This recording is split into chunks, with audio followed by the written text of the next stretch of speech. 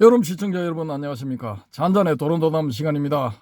자, 오늘 여기 눈앞에 이 또 바다 보이는 바다 왔습니다. 뭐 어쩔 수 없습니다. 부산에 살면은 뭐 밤이든 낮이든 바다야. 근데 밤에는 잘 안 보이니까 이제 바닷가 해운대 주차장 뭐 이런 데 들어가는 거죠. 그죠? 영도다리 옆에 뭐 이런 데. 근데 가는 거고 낮에는 가급적이면 이제 바다가 보이는데 뭐 이런 데 와야 됩니다. 오늘 온 곳은 지난번에 왔던 그 공수항입니다. 공수항. 기장 근처에 공수항이라고 있습니다. 거기 지도에서 찾아보시면은 금방 나옵니다.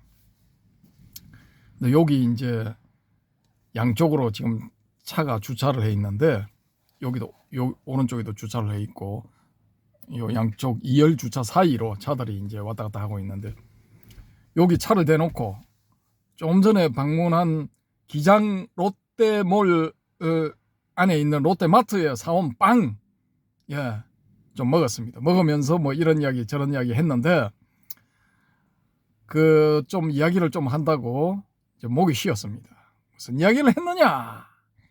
이 제가 사는 영도, 그다음에 영도다리 넘어 그 남포동, 또 이거 뭡니까 광복동, 여기가 살려면 어떻게 해야 되겠느냐 뭐 그런 데 대해서 이 해오롬님하고 이야기를 좀 하다 보니까 제가 또 핏대를 좀 올렸습니다.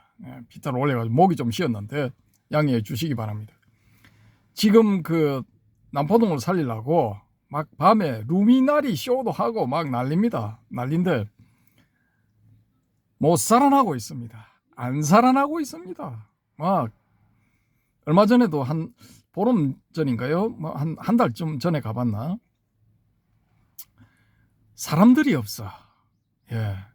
그리고 임대 붙여난 빈점포가 훨씬 많이 늘었습니다. 훨씬 많이 늘었고 그 거리는 뭐 저는 이제 옛날 그 왔다 갔다 하던 추억들이 있으니까 살아나기를 바라죠. 살아나기를 바라는데 옛날에 제가 중학교 때 청바지에 흰 티 입고 뒤에 쌍절곤 꽂고 거기 돌아다닐 때 그때는 사람들 미어 터졌습니다. 거기에 어떤 데 토요일 일요일 가면은 때 밀려 가고 그랬거든요. 사람에 치였어. 그런데 지금 완전히 상전이 벽해가 됐습니다. 없어. 사람들이 없습니다. 그리고 좀 나오는 사람들도 거기 안에 가게에 들어가서 뭔가를 소비를 하는 게 아니고 그냥 할 일이 없었어. 심심해서 그냥 주변에 걸어다니러 나온 사람들. 아이 쇼핑 하죠. 구경만 하고 구매를 안 해. 구매를 해야 뭔가가 이게 진행이 될 건데 구매를 안 하니까 가게들이 계속 사라져 버리는 겁니다. 진짜 옛날이요 뭐 그런 상황이거든요. 그래서 그걸 타개할 수 있는 좋은 방안을 제가 뭐 이렇게 하면 살지 않겠냐 해가지고 우리 해오롬님한테 말씀을 드렸더니만은 와 진짜 그거 하면 살아나겠네 막 이렇게 말씀을 하시네요. 뭐 이 방송을 혹시 뭐 부산시 관계자분이 듣는다면은 뭐 오시기 바랍니다. 요 찾아오시면은 제가 공짜로 알려드릴게요. 공짜로 그냥 무료로 알려드리겠습니다. 부산 시민으로서 아이디어를 제공하겠습니다. 여러분님 뭐 괜찮죠? 뭐 그럴듯하죠, 그죠? 그 대신 이제 재벌을 하나 어떤 재벌이든 하나 끼고 해야 돼. 아니 부산하면 뭐 재벌 뭐 있잖아요. 그 사람. 가능합니다. 그러면. 아무튼 뭐 해오롬님한테는 100점 만점에 100점 낙점을 받았습니다. 그건 그렇고 자 오늘 또 이 4분 23초 지나가고 있는데 노가리 그만 까고 본론으로 들어가도록 하겠습니다. 석가는 페르시아의 황제였다. 갑니다. 또 갑니다. 이거 좀 지루하시더라도 끝까지 들어주시면 감사하겠습니다. 지난번에 이어서 10번 서방으로의 망명 읽어드리겠습니다.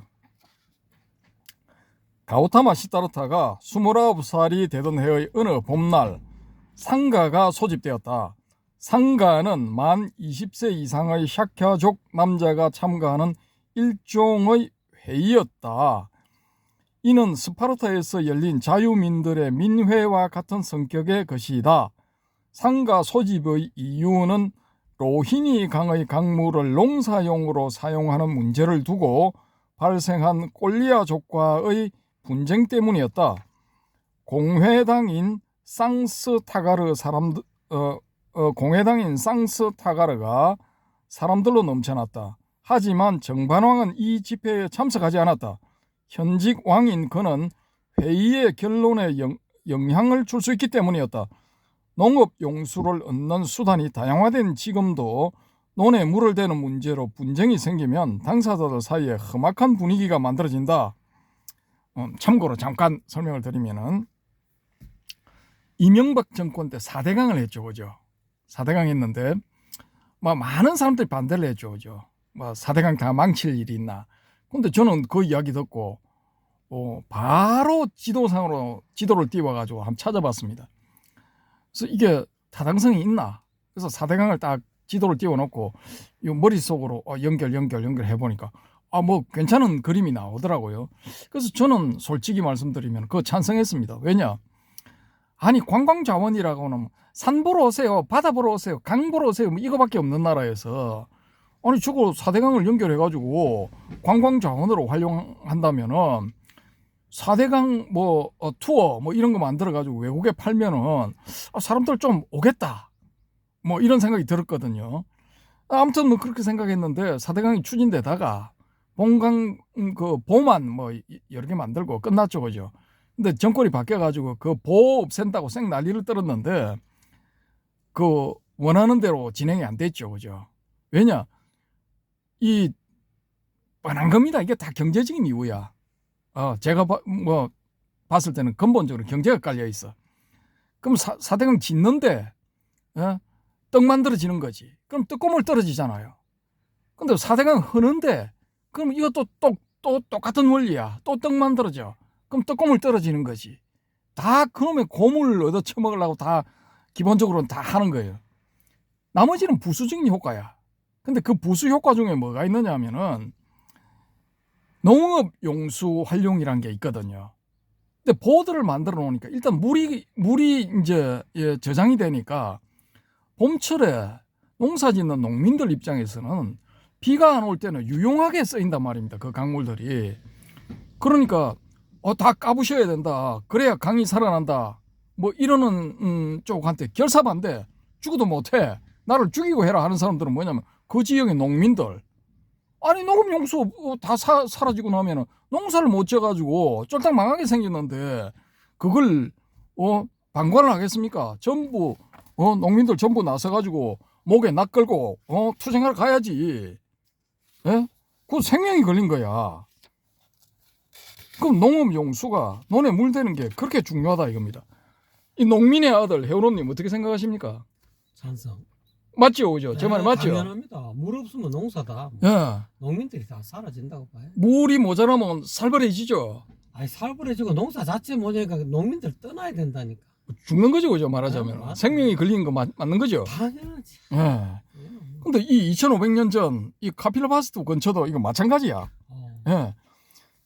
농업 용수를 얻는 수단이 다양화된 지금도 논에 물을 대는 문제로 분쟁이 생기면 당사자들 사이에 험악한 분위기가 만들어진다. 그런데 국가 전체의 경제가 농업에 의존하고 있는 카필라에서 이런 문제가 생겼으니 회의의 분위기가 살벌해질 수밖에 없었다. 의장을 비롯한 대부분의 사람들은 비상동원령을 내리고 콜리아에게 전쟁을 선포하자는 쪽이었다. 하지만 가우타마 시다르타 왕자는 전쟁에 반대 의견을 내었다. 전쟁으로 우리의 목적을 달성할 수는 없습니다. 전쟁은 또 다른 전쟁을 불러옵니다. 전장의 살해자가 자기 차례가 오면 살해당합니다. 정복자는 그를 정복할 사람을 만듭니다. 약탈자는 자기 차례가 되면 약탈당합니다. 저는 상가가 콜리아의 전쟁을 선포해서는 안 된다고 봅니다. 누가 죄지은 쪽인지를 확인할 수 있는 신중한 조사가 먼저 이루어져야 합니다. 저는 우리 사람들이 공격적이었다고 들었습니다. 만약 이것이 사실이라면 우리도 비난을 피할 수 없음이 명백합니다. 의장이 말했다. 맞습니다. 우리 사람들이 공격자였습니다. 하지만 우리가 먼저 물을 사용할 차례였다는 것을 잊으면 안 됩니다.